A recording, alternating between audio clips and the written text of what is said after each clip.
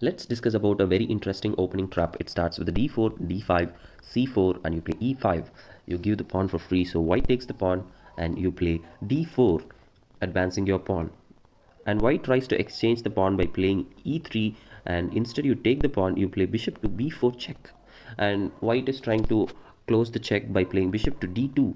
Now you take the pawn which is in e3, irrespective of you are going to lose your bishop for free. White thinks it's a free bishop, so he takes the bishop. Here it gets more tricky where you take the pawn on f2 and you give check. Now white king cannot take the pawn because if it takes queen to queen, it's a free queen. So king is cornered to move e2. Now you take the g1 knight and you promote it to knight and it's a check.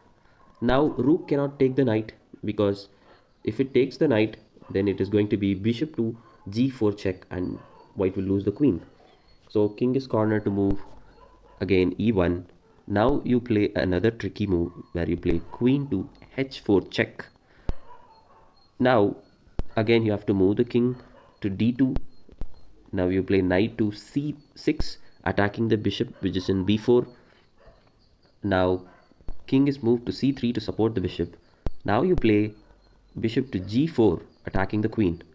So the entire position for black is really advantageous and white is in serious trouble.